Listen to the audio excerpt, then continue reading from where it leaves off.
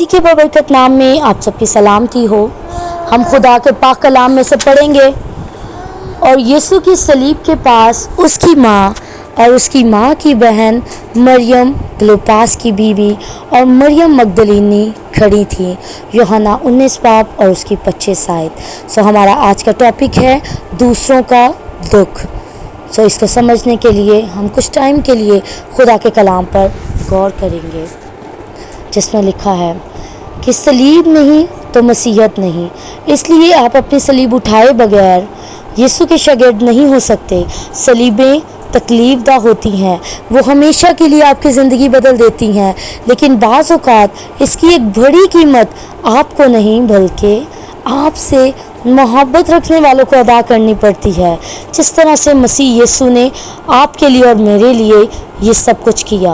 हो सकता है कि आप खुदावंद के हर किस्म के अहकाम की तामील करते हों, क्योंकि आप उसके साथ साथ चलते हैं और जानते हैं कि उसकी राहें बेहतरीन राहें हैं।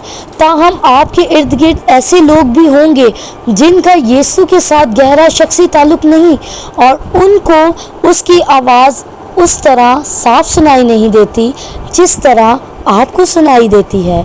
यीशु समझ गया था कि उसके बाप की मर्ज़ी उसको सलीब तक ले जाना है। सलीब का मतलब यीशु के लिए दर्दनाक मौत थी और उनके लिए दुख और गम का बाइस होगी। यीशु की फरमाबरदारी ने उसके हर एक शागिर्द के लिए भी एक सलीब तैयार कर दी। खुदावंद के अहकाम की तामीर दूसरों पर भी असरअंदाज होगी।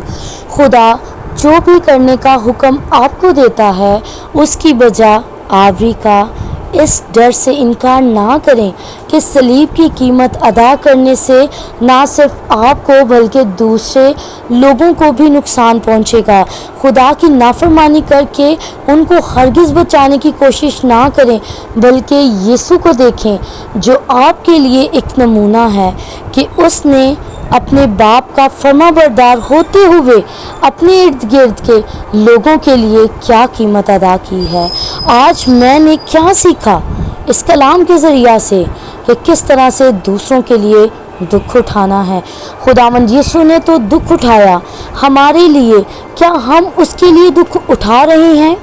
अपनी ज़िद, अना, गुस्सा, नाराज़गियाँ छोड़कर? अगर हाँ तो बहुत अच्छी बात है, लेकिन अगर नहीं तो आज का कलाम आपके लिए है।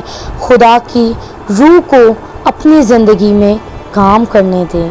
खुदा के पाक रूह से कहें कि वो आपकी ज़िंदगी में आए और आपकी ज़िंदगी को फिर से नया कर दे, रूहानी तौर पर आपको मजबूत करे और इन सब बातों से जो हमें खुदा से दूर करती हैं, इन सब बातों को हमारी ज़िंदगियों से निकाल बाहर करे, ताकि हम उन बरकतों से लुत्फ़अंदोज़ हो सकें जो खुदावंद के कलाम के वसीला से, खुदावंद के साथ के वसीला से हमें मिलती हैं।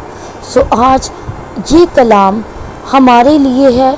खुदा ने आज के दिन में ये बात हमें दी है कि दूसरों के लिए दुख सहना है, और जब खुदा ने हमें ये सब करके दिखाया है, हम फरमाबरदारी करें खुदा बाप की। जिस तरह खुदा बाप ने अपने बाप की फरमाबरदारी की और जान देने तक वफ़ादार रहे, उसी तरह हम भी ऐसा ही करें, ताकि ज़िंदगी का वो ताज जो खुदा ने हमें देने का वादा किया है उस तक हम पहुंच सकें। खुदा आज इस कलाम के वसीला से हम सबों को बहुत बरकत दे। आमीन।